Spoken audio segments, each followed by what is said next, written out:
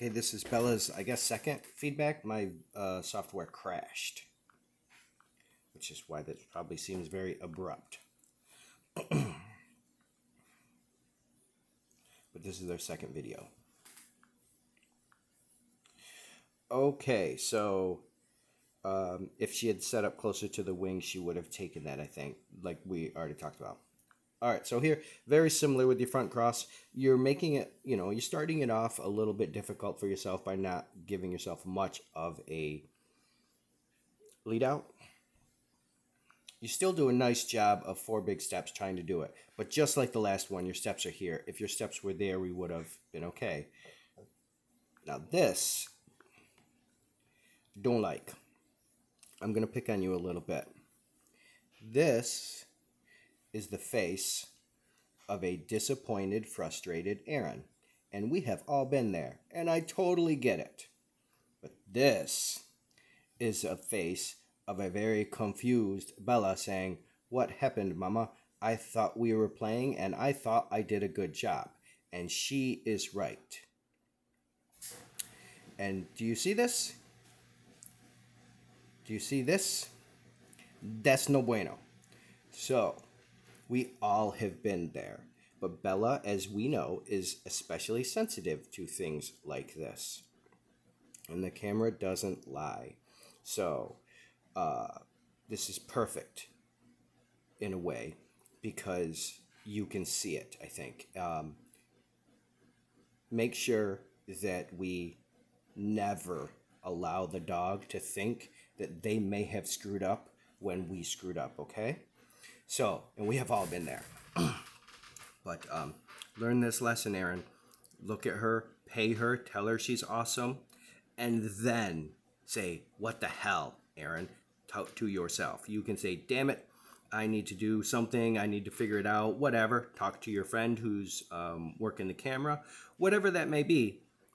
But never let Bella think that you're disappointed in her, because Bella does not know if you are disappointed in her and her performance or yourself.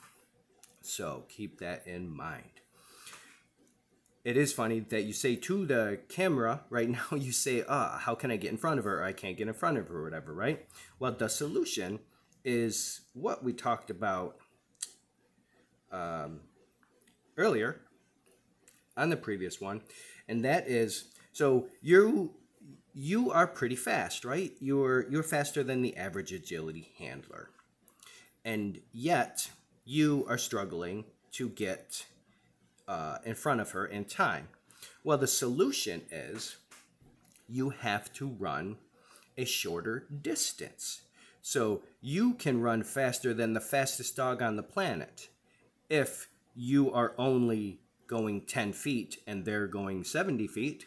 So in this case, Bella has to run this path. No matter how precise her path is, she still has to run this path. You only have to run this path.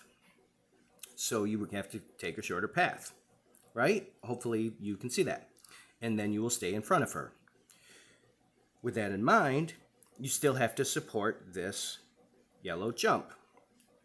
And you only have so much lateral distance. In other words, you have to go as close as you need to go to that yellow jump.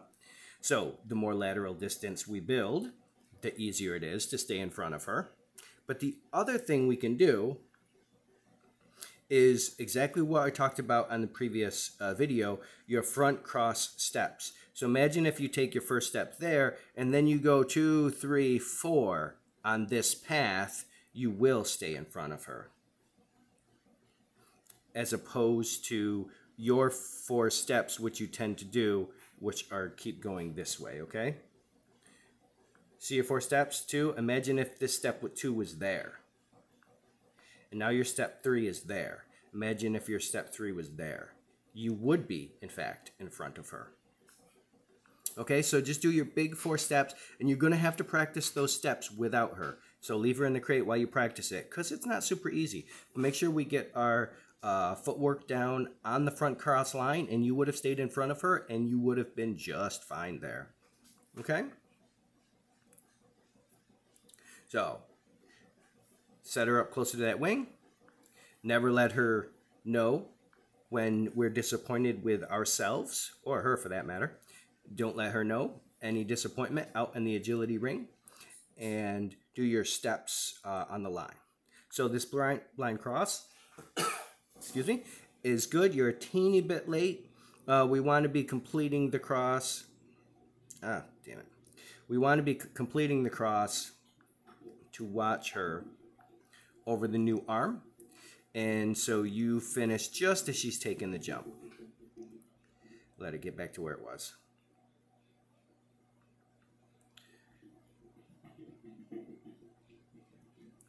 So you should be finishing your blind cross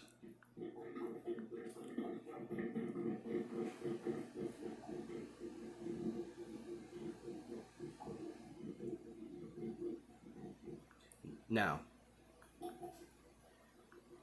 Well, I take it back. I take that back. I think that maybe like a half a second. The other thing is your blind cross also, you go there. It would be nicer if you could cut that off a little bit too. Once you go into your blind cross, you should be able to take that step right there, could have been there.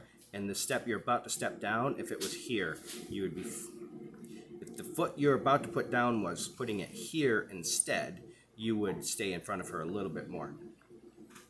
But that's a good blind cross. I would say maybe like a half a second late.